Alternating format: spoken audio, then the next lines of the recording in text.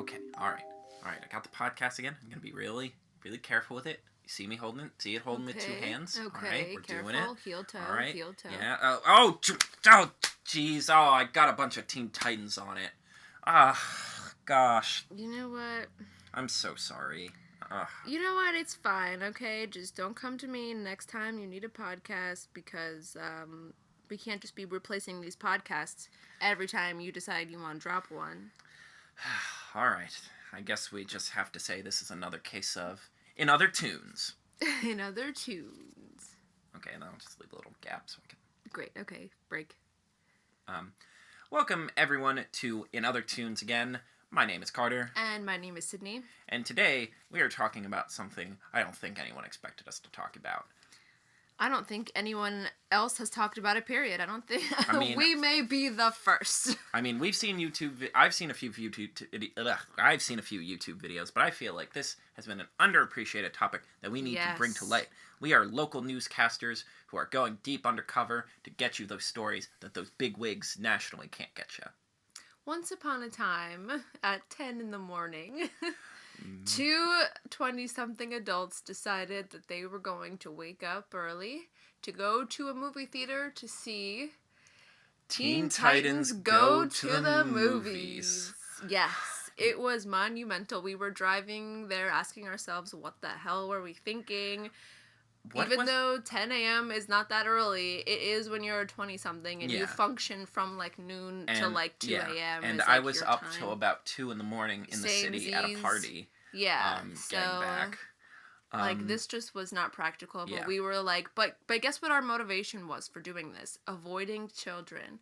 Avoiding as many children as we could. So we made it at a time on a day that we thought there would be the fewest amount of children, and I think we were successful in avoiding a theater full of people. We saw this the day after opening day, so it opened on like that Thursday. Yeah. We were there Friday morning, so this was ideal, and we avoided a lot of children. There were children there, but you know what? We avoided a theater full of children, and that's our motivation for everything, avoiding kids. Yes. And we pulled it off. We hate them. Yes, we went and saw it. We watched a movie. I just realized that it's so bizarre. Like, we talk about nothing but, like, kids programming, and we're like, I can't stand the sight of those things. Like, really? Maybe it's just me. I mean, I'm more blasé about it. I work at a Renaissance fair, so I kind of have to just learn that regardless of my feelings, my feelings don't matter on the subject. Right. But you can just say whatever you want. I don't know. It's not that I don't like them, but I'd just rather not see any. Yeah. So that's all. Anyway, go on. Teen Titans Go, the Cartoon Network series, the much maligned series. Mm-hmm.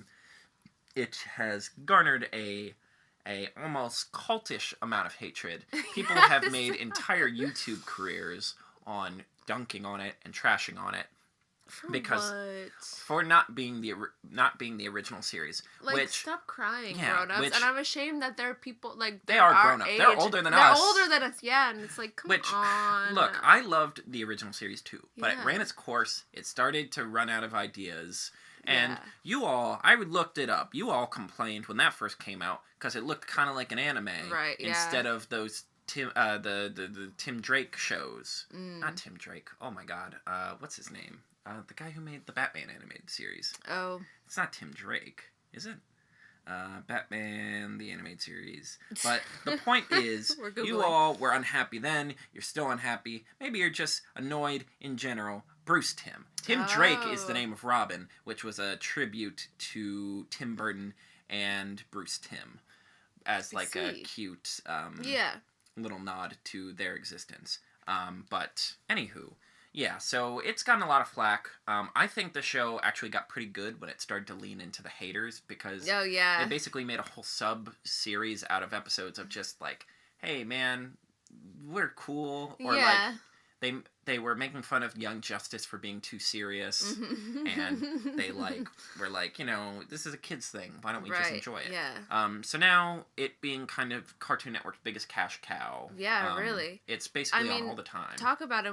We just recently got finished with the Craig of the Creek episode we just recorded, talking about leaning into weirdness. I mean, like, this show really leaned into weirdness. Yeah, like, you know, it's and like just a bunch of non-sequiturs that happens to have like superpowers. goofiness. Yeah, exactly. Like, just goofy. Yeah. And like, And it leads into the most absurd part of these characters when they were in their own series universe. Like, within the like, original series, it's like, it leans into, like, the most ridiculous parts of these people. It takes their goofy quirks and turns them up to 11. Yeah, exactly.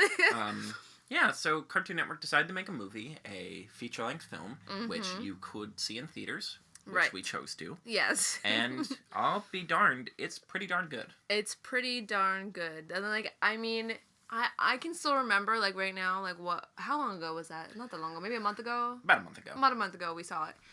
And I can still remember, like, and we won't go through, you know, beat for beat what happens, but I mean, like, I can remember, like, all of my emotions and feelings, like, going through, like, each, like, little scene, like, in the beginning, and it was, like, I was like, okay, this is starting out like an episode, you know, there's, like, a villain, and we're fighting, and, like, we're seeing them, and then it was, like, that first, like, you weren't really sure, like, where they were gonna go with the humor.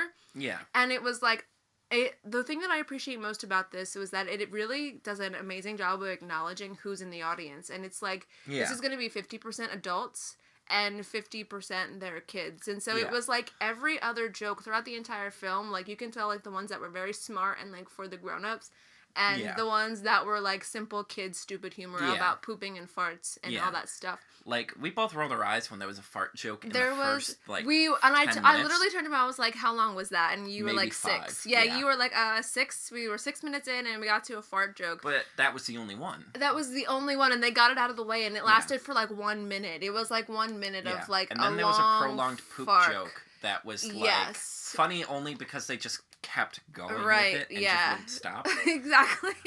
But like, I'm not, like, I like, it's hard to tell jokes, like, if you haven't, like, without the context of, like, the thing, but, like, I still can't get over that very first, like, when the Justice League comes in, it's, like, Superman and it's Superman, Wonder Woman, and Jon Stewart. It's, like, this isn't even that funny, like, I don't, like, it's not even really a joke, but, like, somehow it was hilarious when it's, like, Superman is talking, and, like, he just gets hit, like, in the face with a rubber chicken, and all you hear is Cyborg in the back, and he's like, got him, like, I don't, like, we bust out laughing, like, if you had seen, like, this kind of physical humor, like, was just ridiculous, like. Yeah, it really does feel just like an episode of the show blown up to 90 minutes. Yeah, or like several episodes stitched together in terms of like, oh, we have a plot, but it's mostly just going to be our jokes. Yeah, it's going to be like mad skits. Right. And of, it just based around that premise. Emphasizes that most of the jokes in this show, it's like they're not punchline or jokes, like they're just ridiculous situations. Yeah, like just they're absurd things. It's not like set up jokes with punchlines.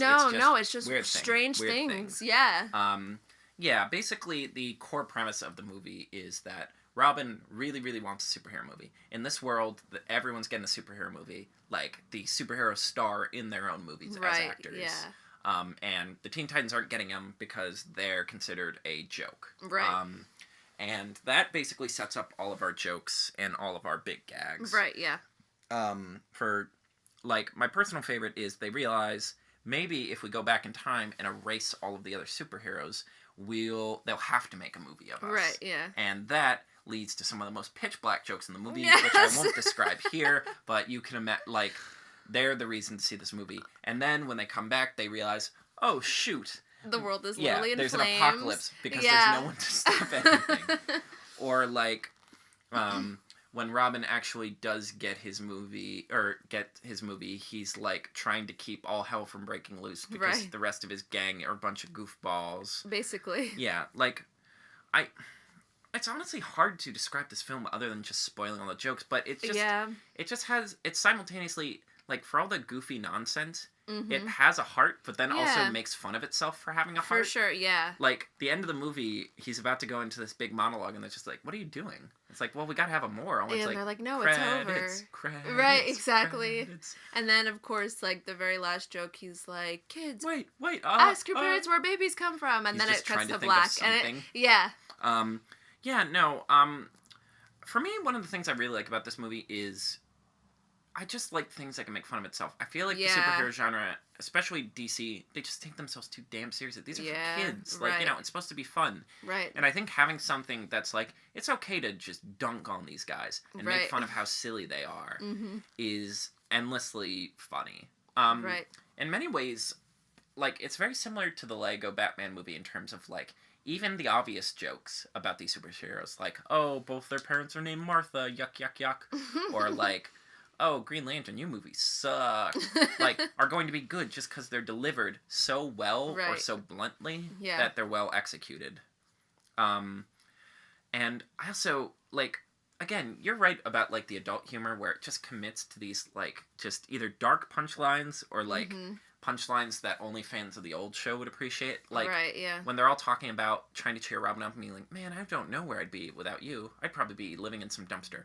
And I'd be back on my home planet fighting in a gladiator arena. Or Raven's like, oh, my dad would be recruiting me to take over the world. Because, like, I love everything to do with Raven in this one. Yeah, like, where her father is, like, actually Satan. Like, where he's, like... Which it's like, oh, yeah, that was a plot in the old show. She's from the depths of, like the hell. universe. Yeah. She's from, like, she's, like, the daughter of, like, an eldritch beast ready to consume all planets. And Cyborg just goes, well, I'd be a professional football player. Yes. And that'd go great until I got a severe injury. Yeah, and then spent all my money. Dancing with the Stars. Yeah, which I'm just like, stuff like that. Jokes. Yeah. And then I love the Stan Lee cameo. Yeah, like there's a Stan Lee cameo. Right, and then they're like, this is a DC movie. And then he's like, oh, what? I gotta get out of here. Yeah, and then later he just shows up and he's like, I don't care, I just want to be in a movie. I just love being in things.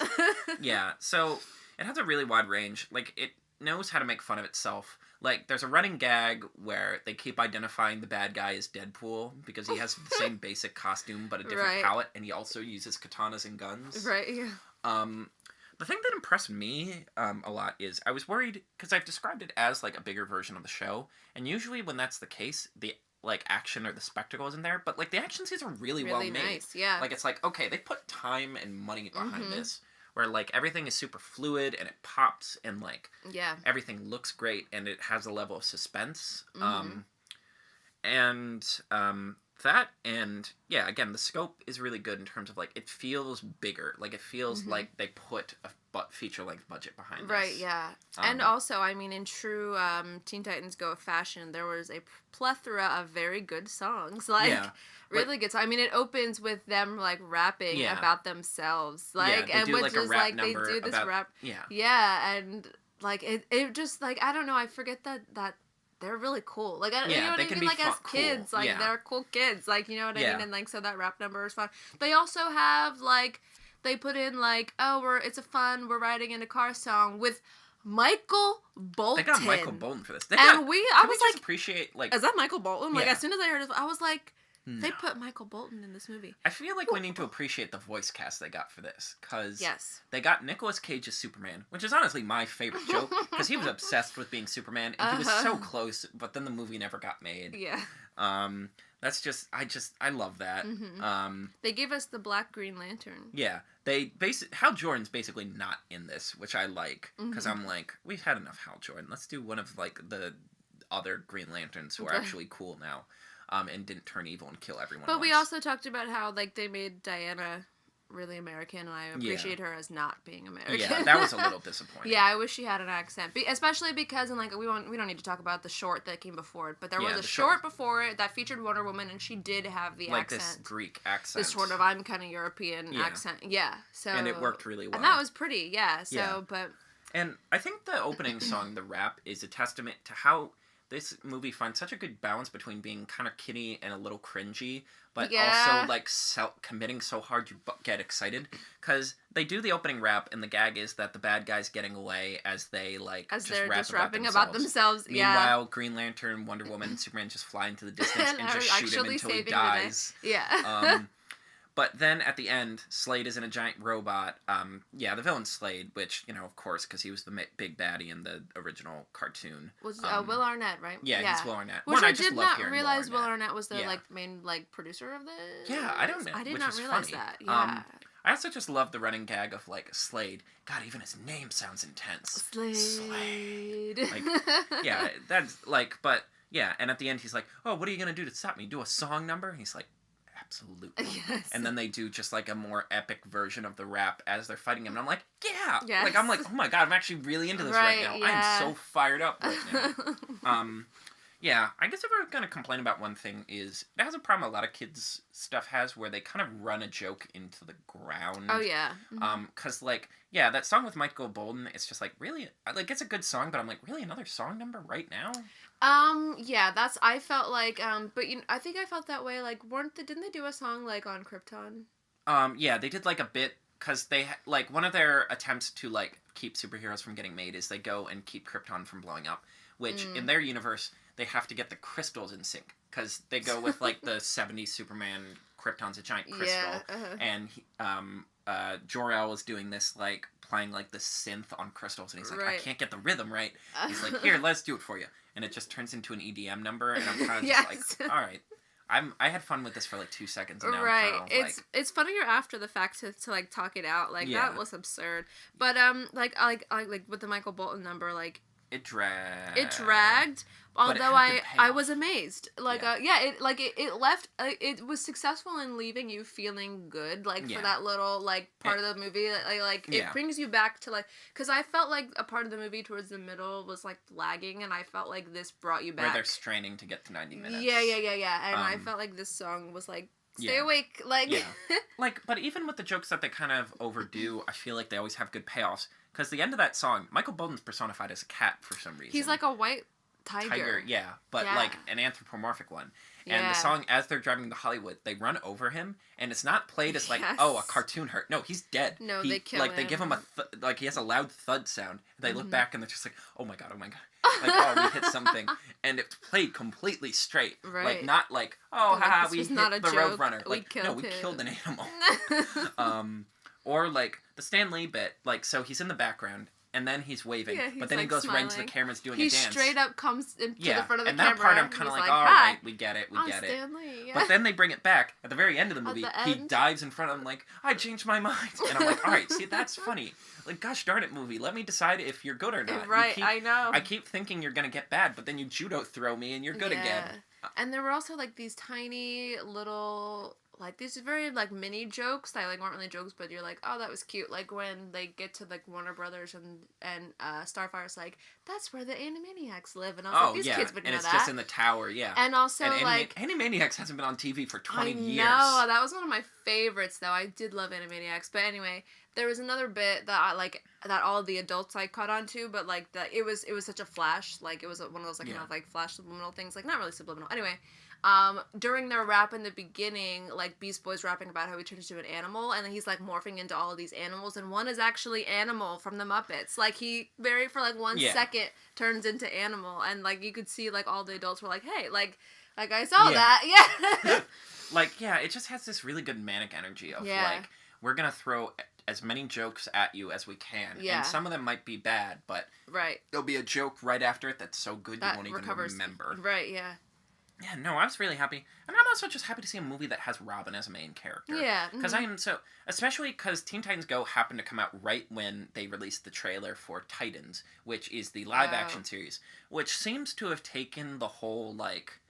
anti-Teen Titans Go backlash in the complete opposite. They're like, all right, the kids want a dark and gritty version. So like Dove is like slashing people with her wings and cutting their like slicing their Achilles tendons, and like Raven is screaming. And at one point, Robin straight up steps on a man's neck. He's dead. His windpipe is broken, or he's horribly paralyzed. And then he's like, it's like, where's Batman? And he goes, F Batman. Except he doesn't say F Batman. He actually swears. I don't. Have we established if we're allowed to swear on this show? We have. Trying to avoid it, yeah. I think we try to avoid it, but like there are certain situations. Yeah. I feel like we have. Yeah, and everything, and they like turn the saturation and the exposure down too much, and it was such a breath of fresh air to see Robin presented as like a goof, but also like as like a character you can empathize with. Right. Like, you know, he just wants people to respect him. Right. And like he actually learns a lesson and grows as a character. And yeah, it's also like. That and, like, this is a perfect complementary piece to Lego Batman in terms of, like, weird, throw every joke at the wall, every reference, every meme is going to be in here. But also, we're going to make a really wholesome, heartfelt story about Robin. Right, yeah, exactly. I don't know whose version of Robin I like better, Titans or Michael Cera's version. But that's a difficult choice. I like Michael Cera's just because of the goofy little, like, he has glasses, and then his costume, the only thing that's different with them is he changes the lenses to green. But, that's a tough choice. I think I'd go with Titans. Yeah, you weren't as big on Lego Batman movie, if I remember. No, I didn't appreciate it that much. Yeah. I thought, like, for the same reason that I like Teen Titans Go, for, like, being joke, is the reason I did not appreciate Lego Batman. Yeah. Like... So, yeah. Yeah. Do you want to talk about the after credit scene really quickly? Which was one of the biggest emotional reactions you got. Yeah. Oh my god. The reaction. Like, wait, did you see that? Like, it took me a second to like realize, and then you were I like, was what the thrown hell are you talking about? as soon as I remember. Like, it gives you chills. Yeah. So, like, the movie ends on this wholesome note, and like they're doing like another version of like their theme song, and suddenly the screen gets all staticky, and you start seeing the versions from the original cartoon. The original characters. It gives you chills because it's like these like both of these series are connected by their voices. It's like and thus connected by a soul. Yeah. Like when you think of like the voice of these characters, like that's their soul. Yeah. And it's like these beings exist in two different like universe. Like, do you know what I mean? That, and so like to see all these same people, like to hear their voices first, like, because it's like, okay, it cuts to black like after the Robin joke or whatever, and it's like, oh, we feel good, and then it's like you hear their voices again, and it's like to see the original art, like to see like the original style, like it makes the hair stand up on you because you're like you feel like you've seen a ghost almost. Yeah. Like one of the reasons I love Teen Titans Go so much is it's because it lets the voice actors have a different take on a character they've done for like 7 years. Yeah, and I think that's really cool. And I remember when you first saw that, I think you said something like, "The nerve." I know, but this was the way they were like, watch it on Cartoon Network, and I was like, what? Oh, yeah. Because like they've been talking about bringing the old series back for a little bit, and it ends with the Titans like, this is the Teen Titans. I think we found a way back, and then it's like to be continued on Cartoon Network, right? Which it's like, which again, I like that the movie is like a fluid, like, oh, this isn't like independent of the show; it is a part of the show, but also it's going to have repercussions for the show. Yeah, I mean, it's just overall a really Have you seen it again? Not yet. I want to see it again. Yeah, it is an. This is one I will pay for twice. Yeah, it is an unexpectedly charming, fun movie with a surprising amount of heart and fun. I just remember like we walked out of there like feeling real positive. Good. Yeah, we're like we needed that. I loved we just that. needed a good laugh. Yeah. Yeah. So I think that wraps up. Unless you have anything else to say. No, I think that's about it for this episode. Yeah, I think that covers another episode. Another Toons, yeah. Yep. And until next time, I'm Carter. And I'm Sydney. And those were the Toons.